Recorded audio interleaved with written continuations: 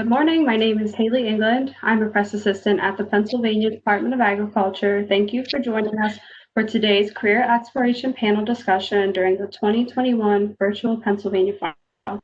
As we are live streaming and recording, I'd like to give you all a friendly reminder to please mute your microphone when not speaking to help eliminate background noise. With that, I will pass this along to Sarah whenever she's ready. Good morning, everyone, and thank you for joining our career exploration panel today. My name is Sarah Glagora, and I'm the Central Regional Director and Special Assistant for Workforce Development at the Pennsylvania Department of Agriculture.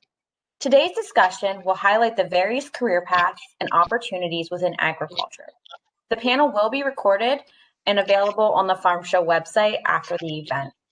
So without further ado, I'm going to turn it over to our moderators for today's event, Dean Richard Roush from Penn State University and Dean Brock Sandelin from Delaware Valley University.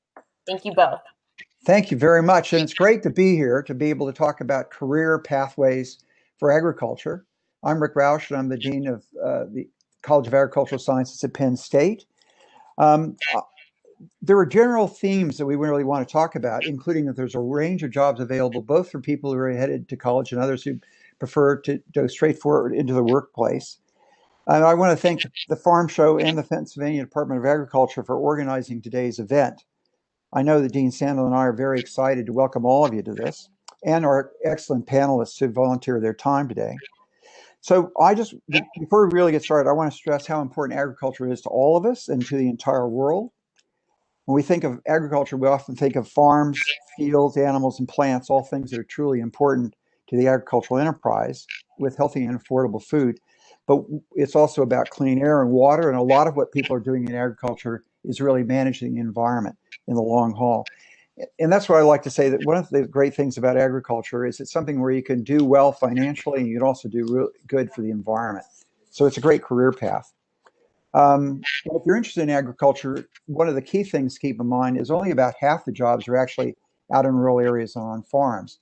A large proportion of jobs are at other locations, and some of these are highlighted at the PA Farm Show website. So if you were to Google the PA Farm Show career exploration, let me say that again. If you would Google PA Farm Show career exploration, you can find a nice description of this, including the wide range of jobs that are available. And we don't often think of these as agriculture, but they include things like landscape management. There's agricultural business and banking. There's community and government service, particularly with the Soil Conservation Service and government and local county conservation districts.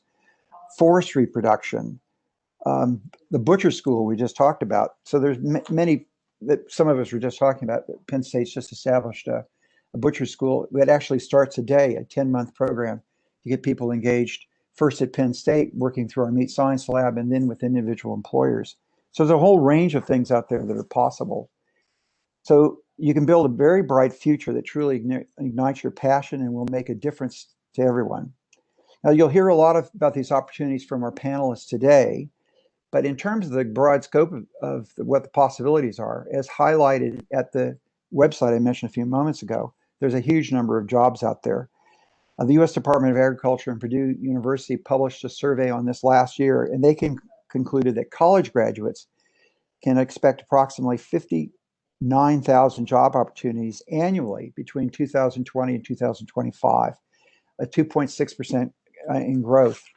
And other people have analyzed this in the past and found that people with agriculture undergraduate degrees are in the top 5% of income earners in undergraduate degrees across America, including comparisons to business, computer science, and engineering.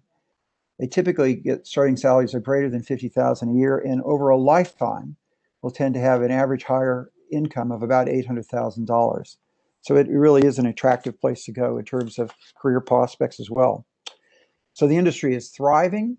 There's huge numbers of diverse opportunities, both at a university trained level and also with people who've completed a high school degree. There's huge demand within Pennsylvania in the livestock industry, in particular. They really can't get enough employees with the growth of production. So it's a really exciting time to get into agriculture. Many people start by getting into agriculture by joining the local Future Farmers America, the FFA, or the 4-H program, which is associated with our extension system. They often have some sort of exposure to people who've had a very successful farming operation. And so what we encourage people to do is get out and try it. So it's a good way to get started, to get some exposure to agriculture by joining one of those kinds of groups. So with that, I'd like to pass it on to Brock, my colleague at Belval. Thanks, Dean Roush, and welcome and good morning, everybody, and thanks for joining us. I'd like to echo the comments that Dean Roush said about welcoming you all, and thanks to PDA and the Farm Show. And Dean Roush talked about some of the statistics as far as what's going to be needed in the future. And I was curious as to what some of my friends think about. So I did a quick poll on social media the last week about what they think of non-traditional ag jobs. I've got friends from all spectrums of traditional ag to engineering to hospitality to everything in between, and a lot of non-ag friends.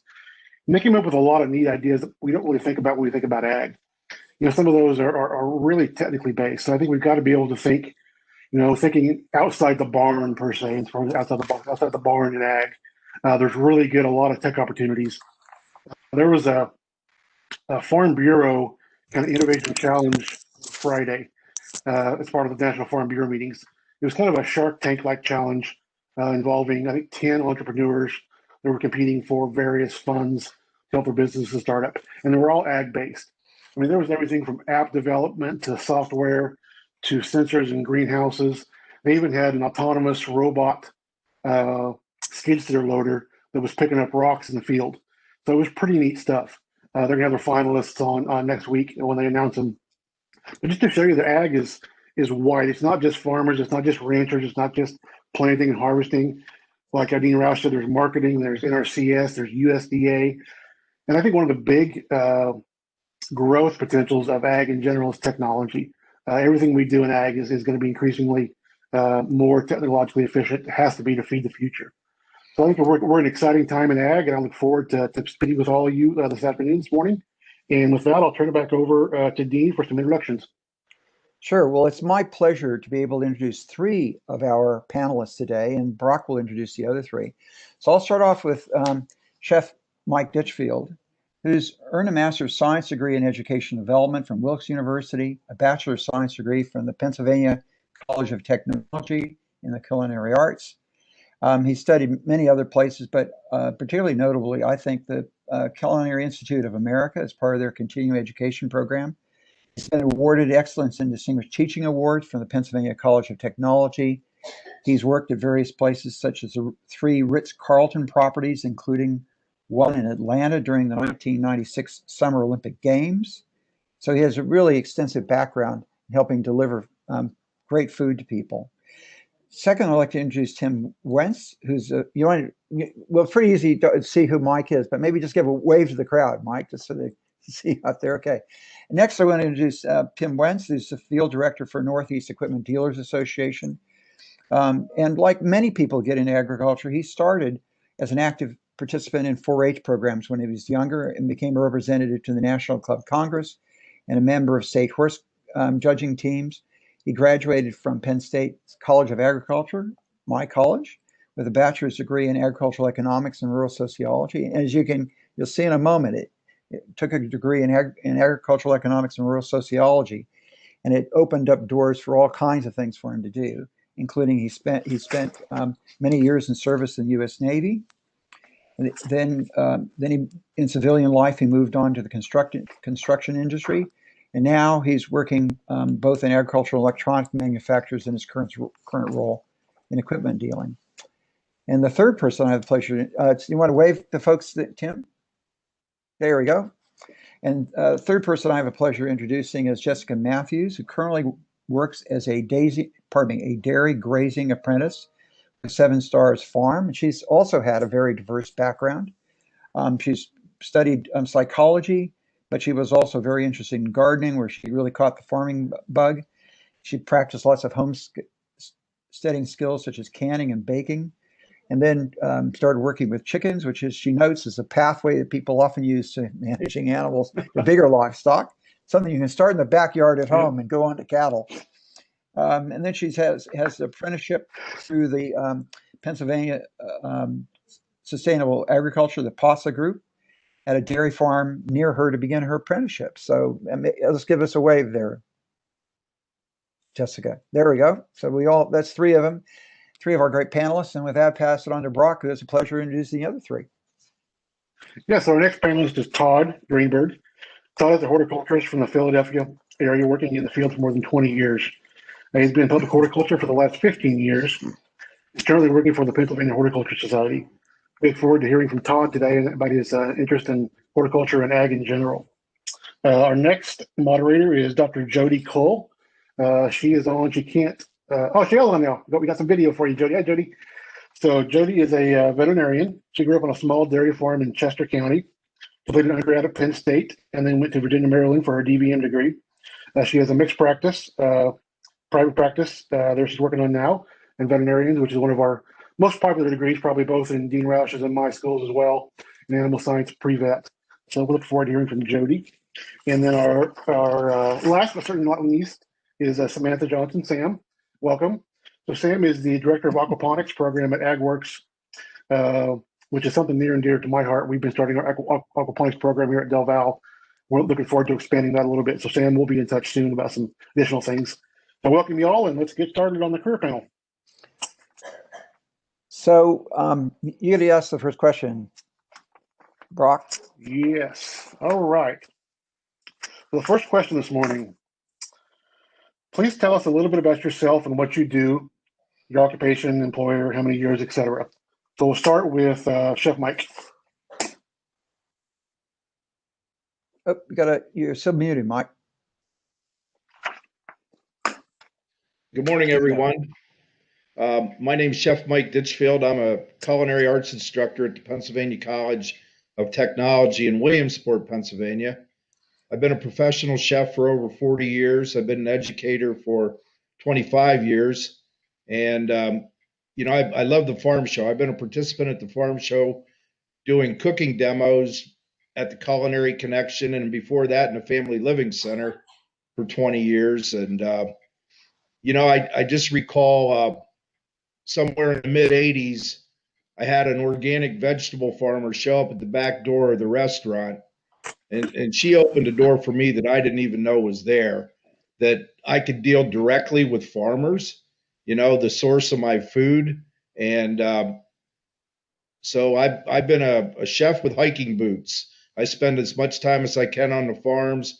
I have a local dairy farm in Troy that I've been associated with. I met a lot of these people through the Pennsylvania Association for Sustainable Agriculture. The first conference I went to, I proudly wore my chef coat, and about an hour later, I ran out and grabbed my flannel shirt, and I said, "What am I doing here? Do you have an auxiliary group?" I just didn't quite know where chefs fit into the mix, but I later found out that the whole consumer side of this agriculture business is so important, and people want to know where their food comes from more and more. It seems like we're going back to the future. I go right to the farm, and I have farmers growing things for me. Specifically, I call up one farmer. I'm going to be butchering hogs. What do you need? And I can get things, unusual things to add interest into my menus, add interest for my customers. When my customers see me at the local farmers market, they're like, "What's for dinner tonight, Mike?" I go there first, and we go back to the restaurant and prepare. So it's really been an exciting journey, especially knowing the farmers, and all these what I call new initiatives, the things I've seen in the past 20 years or so. It's just really, really exciting, and I needed to hear it from one of my farmer friends. I was not feeling so well one day and getting a little discouraged, and he said, "Chef Mike, there's never been a more exciting time to be in the food and hospitality industry. I mean, look what's going on now with the whole local wines and the brewing and fermentation and the distillation that's going on. It's just, it all comes together, and it just adds so much value to my career and value to my students.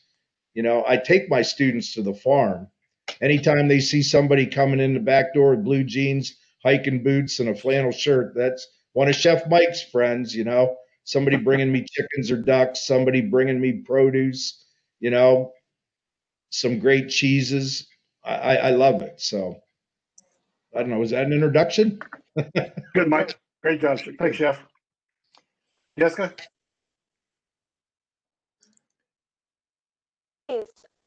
So yeah, my background was not in agriculture at all. I went to college for psych. I did social work for probably 11 years until I started to get involved in agriculture. And agriculture had, in all sort of facets of it, I started out as a consumer at farmers markets, and then I really wanted to know where my food came from. And something that I was involved in very part-time as a hobby. But then the more I learned, the more involved I wanted to get in different, further down from a consumer of farm product to more actual farming. So I worked on some veggie farms, and then I had chickens in my backyard. And that was my first taste of what it was really like to care for animals every day and animals that produce food. And then through possibly sustainable agriculture, I found the dairy grazing apprenticeship. And there was a lot of negative press about how cows affect the environment, and grazing was a more sustainable way to raise dairy animals. So that was appealing to me. And so I got involved with the farm close to me, and it should be a 2-year program. I'm on my 3rd year because I was doing it part-time. I was still finishing up my work in psych. I was actually working at an inpatient hospital and working on my apprenticeship part-time. But now that I've moved to a different farm closer to home, I'm able to work there full time and sustain myself on that income and not have to work at psych. And I will actually be finishing my apprenticeship in March or April, we'll see. And then I will have a dairy grazing journey worker certificate, which we'll see what happens after that. I'm not really sure, but that's my story. Sticking to it. Great. Thanks, Jessica. Appreciate that. Tim? Thank you, Dean. Thank you, Dean Roush, for the introduction. I just want to reinforce both your comments about agricultural being an exciting place to be. I work for the Northeast Equipment Dealers Association, and we represent equipment dealers from Pennsylvania, New Jersey, north to Maine. And the amount of technology that's being incorporated into equipment today is just extraordinary. I mean, we have independent autonomous machines available for producers, and quite frankly, technology and innovation is going to be the key to getting solving this labor shortage that we have. So, it's just a terribly exciting place to be. We have, the opportunity for people that are truly problem solvers. Agriculture is the place you want to be. I mean, every day we have a new challenge, and it's not everywhere that you can work that you come home at night and you know that you actually moved the world forward. I mean, the people that you're servicing the equipment for, that you're advising, counseling, what seeds to plant where, what herbicides, pesticides to use, if any, the agronomics, it's just a wonderful place to be. So, as Dean said, I'm a graduate from the College of Ag, and it's the business side of agriculture. I mean, we have marketing, we have finance, we have insurance, we have service support at our equipment dealers. We've got everything from it's all there, and so I want to invite everybody to come and work at our dealerships and in agriculture if you can. So. Great. Thank you, Tim. Todd? Sorry, I just want to interrupt for a second, Brock, and just point out from what just been said.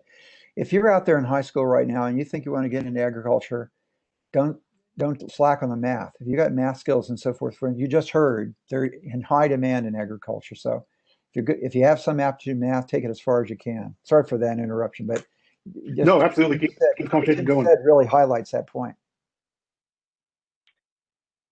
All right. My name is Todd Greenberg. I want to thank you all for having me on today. I'm a Philadelphia-based horticulturist. I'm currently working for the Pennsylvania Horticultural Society as a project manager. And the Pennsylvania Horticultural Society is one of the oldest horticultural organizations in the country.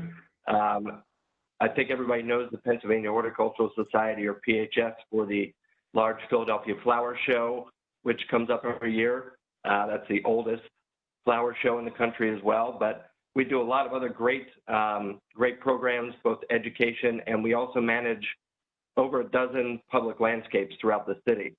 So I'm a project manager for two of our largest projects at the Philadelphia Navy Yard, which we are transforming into a public garden space that kind of intersects with the private sector businesses and so forth, as well as the Delaware River waterfront, which we have a great big expanse of gardens and landscapes across the Delaware River waterfront. So, PHS is an exciting organization that's doing everything from our City Harvest program, which grows food crop seedlings and distributes those to community gardeners and other folks throughout the city. The Tree Tenders program, which trains people to tend to trees and understand what's happening in our tree landscapes, as well as other training programs, and our Rain Check program, which looks at water and water conservation throughout the horticulture as well. I've been in the field for about 20 years, a little over 20 years now, and it's not only my career, but it's also my passion. Plants and nature and everything that I do in my career is something that I also love to do in my free time. And prior to the PHS, I was at the oldest historic botanic garden in the country at Bartram's Garden in Southwest Philly for about 14 years as a head gardener there. But really, I got my start in my career at a very early age. At 14 years old, I came home from school one day, and my mom said, "Hey, I got you a summer job." Little did I know that my career path would start there as a landscaper, doing lawn care and general planting and general things. But over time, that turned into a career, and I went to Temple University at their Ambler campus for their horticulture program, and it's just been a great career and a path that has taken me all over the world, doing different conferences and understanding what's going on throughout the world of horticulture. Great, thanks, Todd.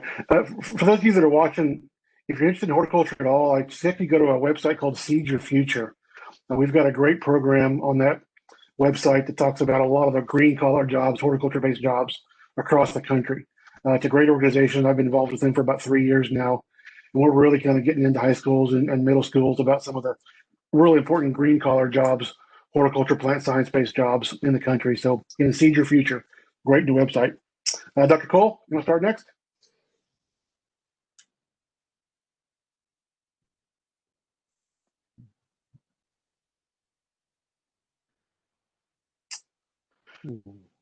Dr. Cole, you might be on mute.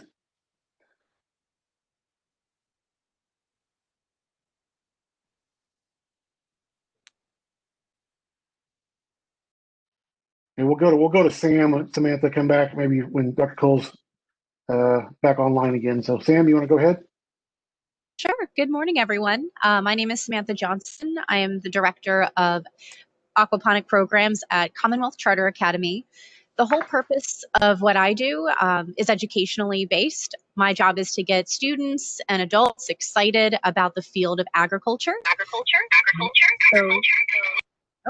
So CCA, one of the pillars that we've recognized as a K through 12 school is that students really don't know what they want to do when they graduate. I was one of those kids. I just knew that I loved teaching. So my background actually is in education, and then I've made my way into agriculture because it does hit so many different career paths.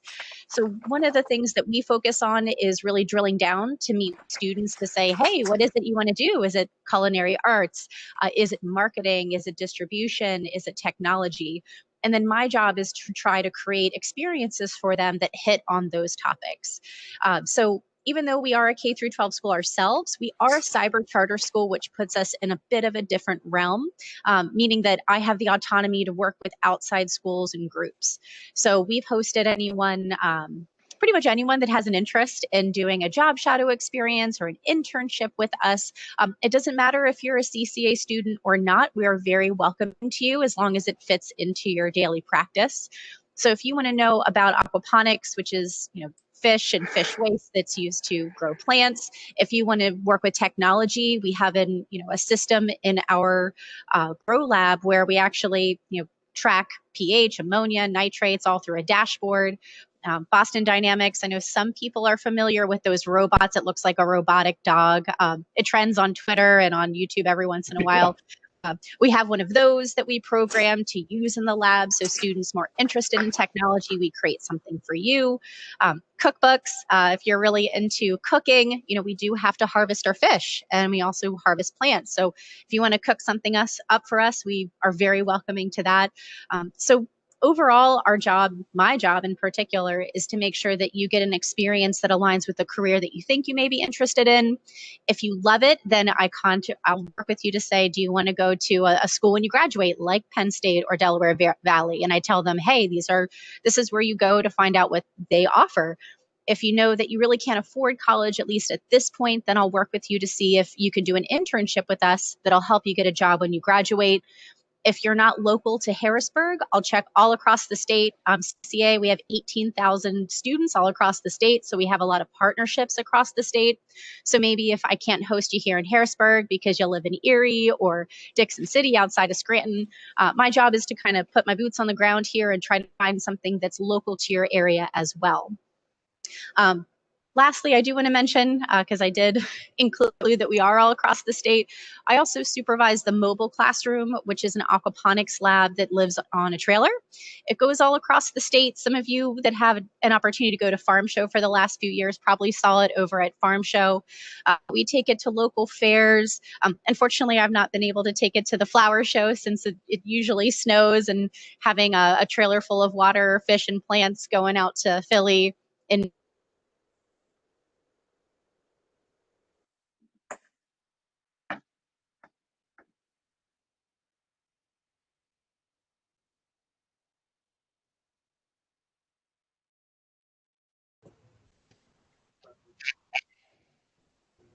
Okay, I think we're back now. Yeah, we're back now. Yeah, Sam, I think it's really. Can everybody hear me okay again? Yes. Okay. Can hear you okay. Getting some background feeding from my earphone. So, yeah, that's really important, Sam. I think, as we continue to feed more and more people, we got to look at different ways than just traditional ag, from hydroponics to aquaponics to vertical farming, et cetera. So, what you're doing is really important. Dr. Cole, were you able to join us on audio now? Hopefully everybody can hear me. Can you nod your head if you can hear me? Yep. Good to go. Great. Well, I apologize for the technology complications. My name is Dr. Jody Cole, and as my introduction earlier said, I'm actually a food animal veterinarian. So I actually work on what we would consider the food animal species. So it's all of our farm species except for horses. I mostly work on cattle. But also small ruminants, so sheep and goats, and then some deer and elk, llamas, alpacas. I've worked on a camel and a buffalo, and some pigs as well. I do own my own practice. It's Valley Mobile Veterinary Service, and I'm based out of Montour County, Central PA. I have clients in 7 counties and drive about 30,000 miles every year, taking care of my critters. And I really I've been doing this now as my own business owner as 13 years, but I've been a veterinarian for 17 years in central Pennsylvania here.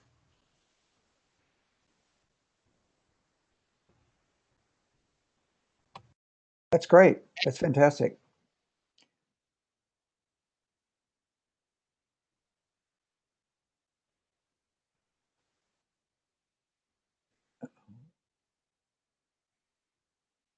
Sorry, Brock, you're muted. You're muted at present.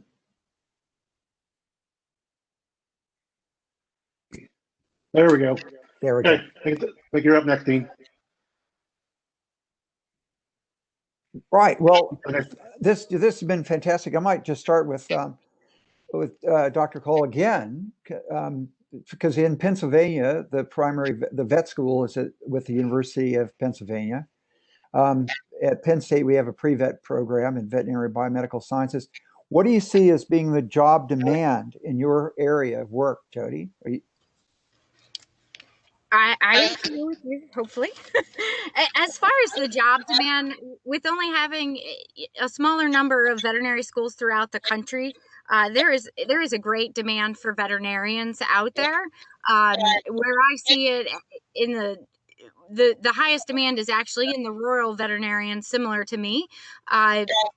We struggle to retain veterinarians in these positions for a combination of factors, but that's where we end up struggling to retain veterinarians out in the field doing the large animal medicine. It does tend to be a little bit more physical. The hours tend to be a little bit longer. The pay tends to be not as great as what we could potentially be doing, if you were heading into small animal hospitals or referral hospitals closer to the major cities. The demand is definitely there, though.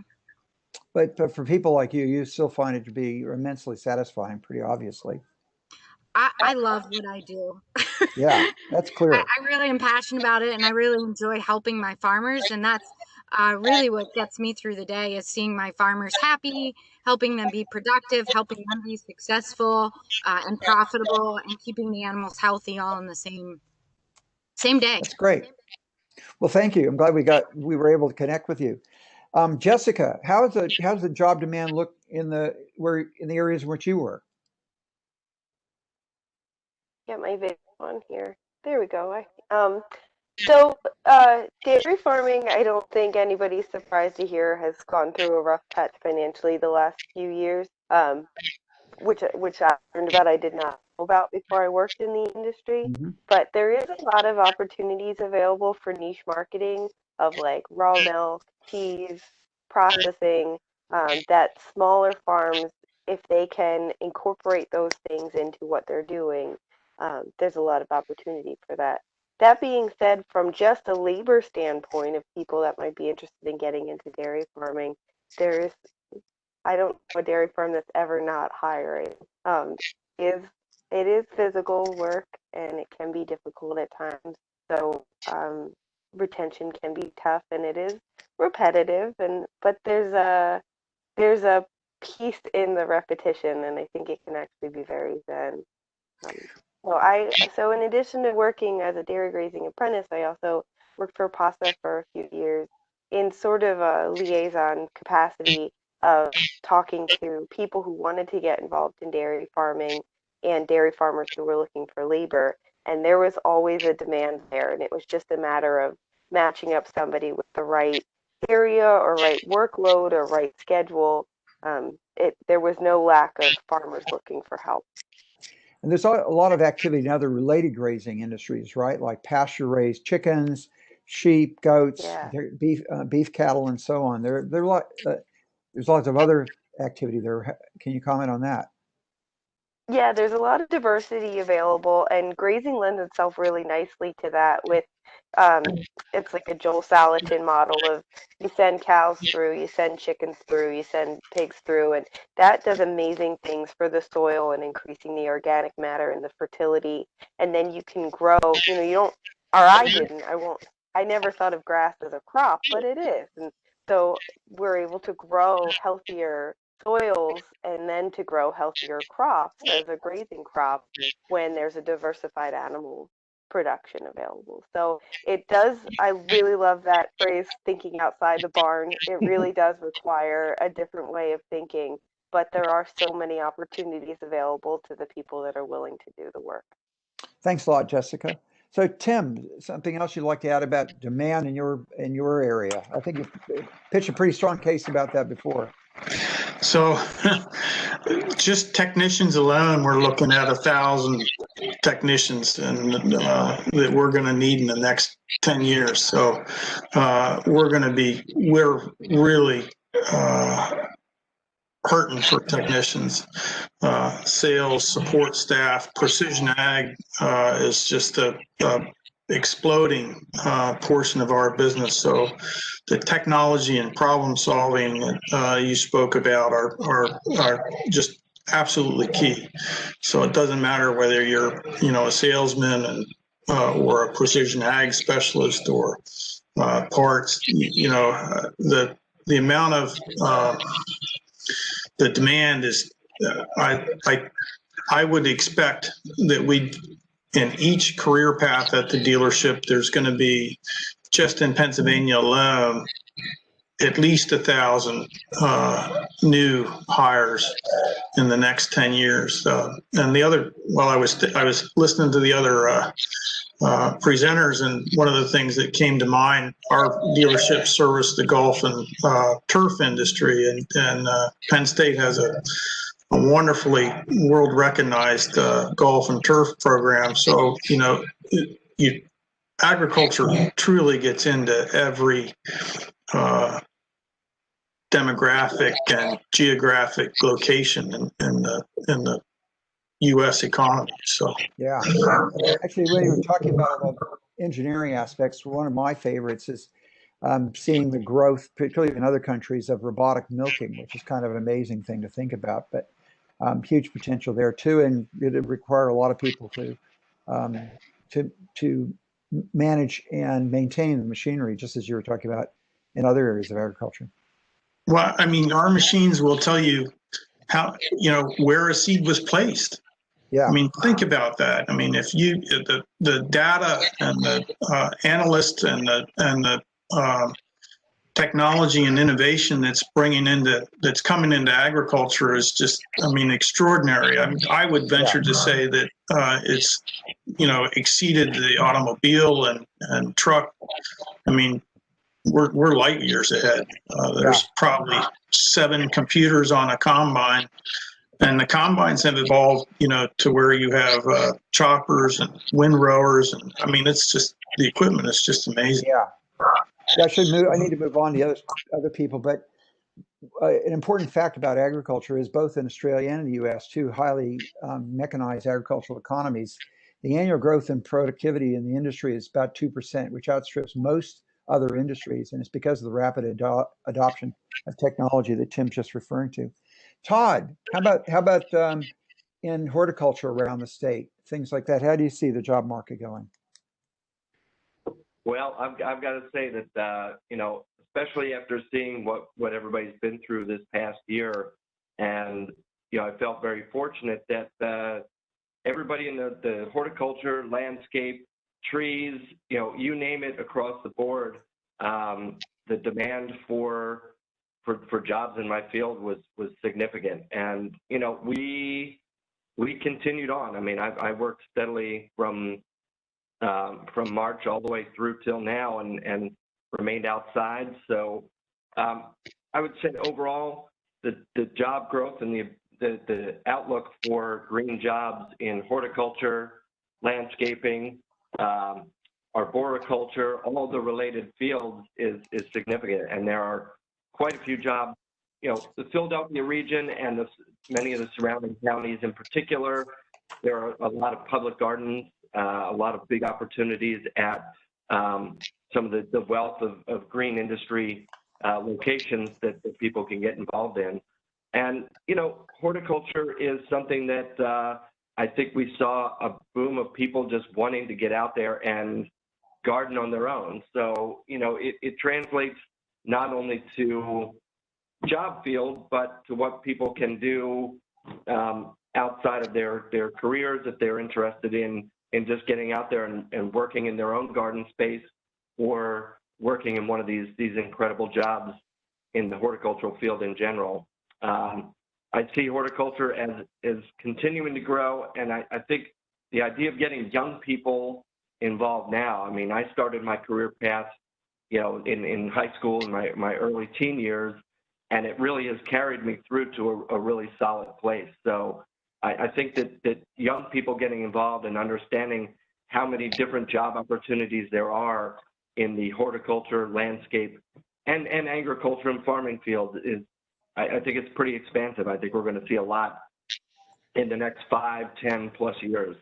So yeah, really exciting time to be working in this field. Yeah, thank you, Todd. Dan Eichenlaub, who is a landscape manager, highlights how important those are. And if you go to the website I mentioned earlier, the PA Farm Show Career Exploration, there is some information on internships that he's offering in landscape management. But when we have our career fairs here at Penn State, we typically have more people who are offering jobs than we can find students. Well, we always do have more people offering jobs in the landscape industry than we can find students. And it's not your grandfather's lawnmower company anymore. These are high-tech companies. One of these companies is worth at least $1 billion. So it's a big industry. It's really growing. So Samantha, you want to comment any more on jobs in your area? Oops, I think you might be muted still, Sam.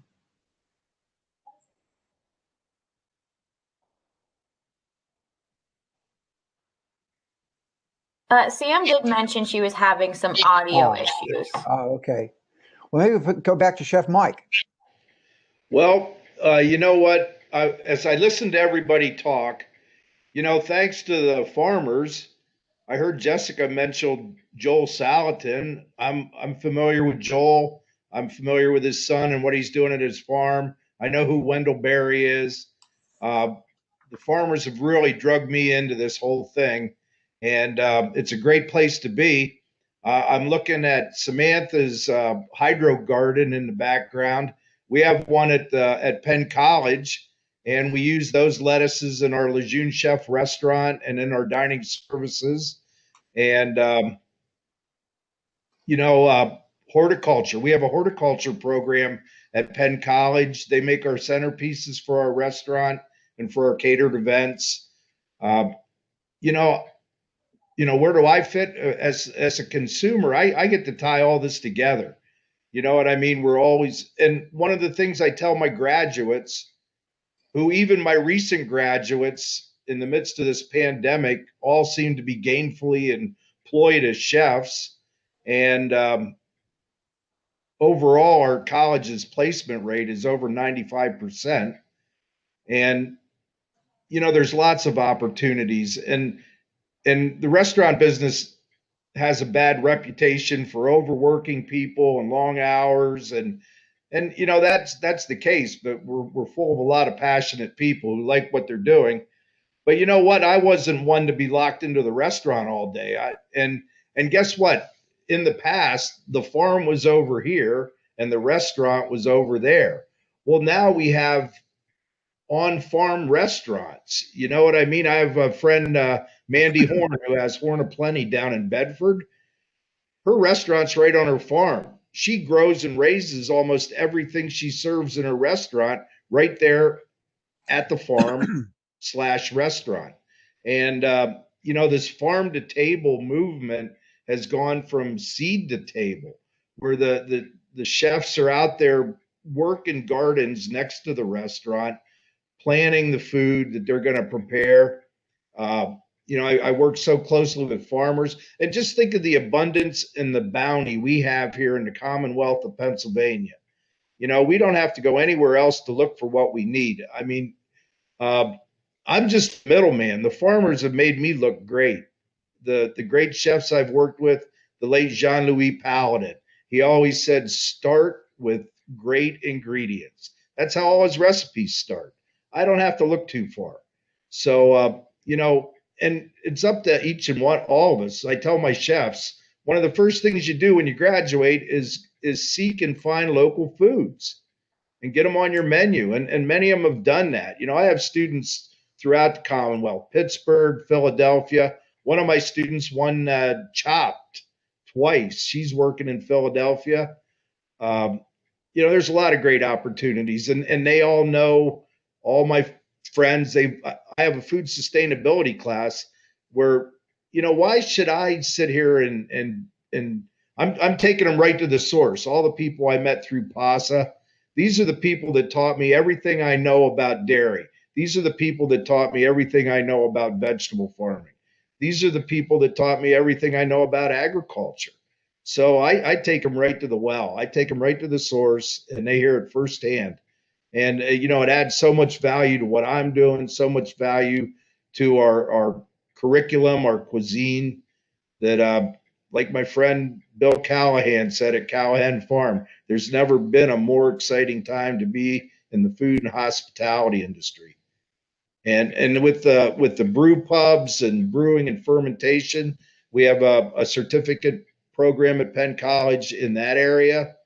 And, I used to cater a lot of events at a winery, and we still do. I take my students to the farmers market. People go to farmers markets to shop, but they go there to eat, and the farmers, they love it when I get my students down there to work with them. Here's some of my product. What can you do with it? And then hand out samples. Oh my gosh. And it just turns into a big event. We take an everyday meal and turn it into an event. And, I just, I'm still excited about what I do. I love showing up to work every day.